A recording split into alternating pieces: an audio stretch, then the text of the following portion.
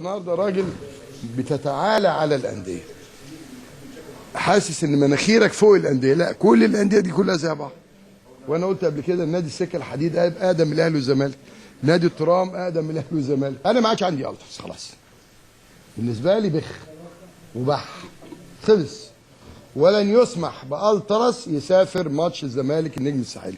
خد مني انا بقى، الدوله لن تسمح، مش هتلاقي بني ادم منهم اصلا في مطار القاهره. دول اقتحموا النادي الاهلي وجروا ورا لعيبه النادي الاهلي وولعوا استاد القاهره وجابوا بول يا مدير امن السويس، جابوا بول رموه على عساكر الشرطه بتوعك، تمام؟ واقتحموا نادي الزمالك وضربوا نار على رئيس الزمالك وحاولوا يقتلوا عمرو فاروق اللي هو كان وزير الشباب اللي هو تبع النادي. لا، الراجل كان اخوه حتى لغايه دلوقتي. طب بيدلع مين؟ دي جماعه ارهابيه محظوره، مش هتخش مدرجات. هيبقى في جمهور من اعضاء الجمعيه العموميه، هتعمل لهم كارنيهات، بالكارنيه ده يشتري تذكره او مجانيه حسب او دعوه، وهيخش جمهور.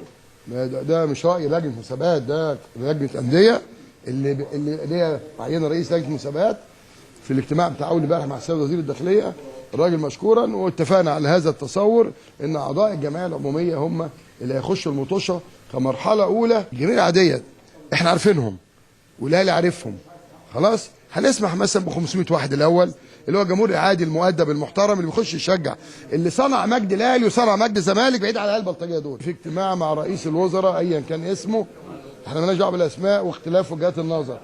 انا مختلف على اسم رئيس الوزراء، دي قضيه، القياده السياسيه اختارته، دي قضيه ثانيه. هنتعامل معاه طبعا، هنتعامل معاه ولا هخصمه؟ يعني واخد عامل زي محمود طاهر من خصم لجنه الانديه بسببي، واخد بالك؟ هنتعامل معاه. احنا لينا حقوق. واحد البث التلفزيوني اللي حضرتك قلت عليه، فلوس اللي احنا لينا عند التلفزيون حاجه و40 مليون تقريبا، رقم واحد. حاجه وكام؟ 30 مليون يعني. تمام. الجلسه اللي فاتت كان الاخوه السته الاخرين اللي كانوا متعاقدين مع التلفزيون وغرفه صناعه الاعلام، كانوا مجموعه منهم بتفاوضني ان احنا نحل المشكله، فقلت لا، اقعدوا الاول، واعتقد انهم قعدوا.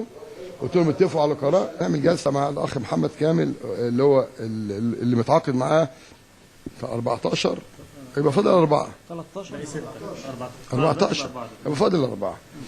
اتمنى ومع غرفه صناعه الاعلام انا عايز المنتج بتاعنا ده يتذاع في النهار، في CBC، في صدى البلد، في الحياه، في تن، في كل القنوات. ليه؟ لان كل استوديو من دول كل ما بيجود كل ما الاستوديو الثاني مع النيل للرياضه هيبقى فيه منافسه محترمه. هنعمل اجتماع مع محمد ان شاء الله باذن الله، بحيث انه اذا كان في مشكله بينه وبين بعض هذه القنوات تحل، مشكله ماديه تحل، مشكله نفسيه تحل.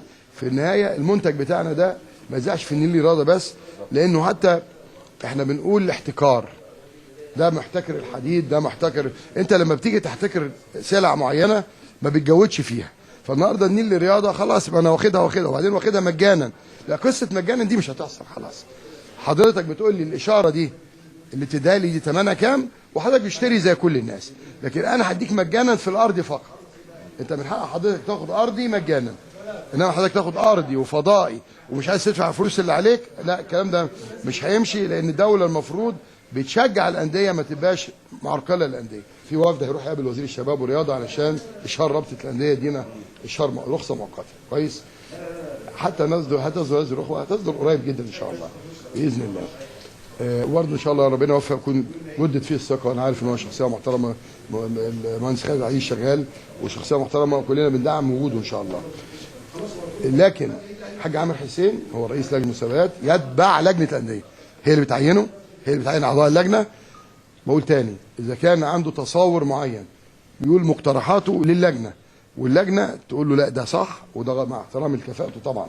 انما لجنه المسابقات مش منفصله عن لجنه الانديه، دي الوحيده اللائحه منصوص عليها في اللائحه خاضعه للجنه الانديه، واللي بيعين رئيس اللجنه واعضاء اللجنه هم لجنه الانديه.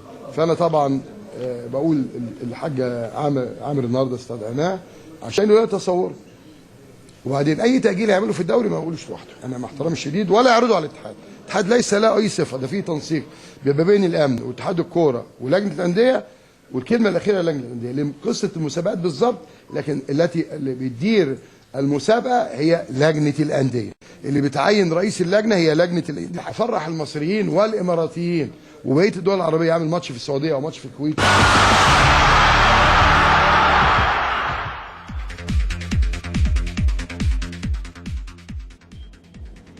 على فكرة كلام طبيعي جدا، يعني أنا مش عارف بس حتة الماتش الأخير ده يعني اتقطع من عندنا، مش عارف إيه الماتش بتاع الكويت أو بتاع السعودية أو الإمارات.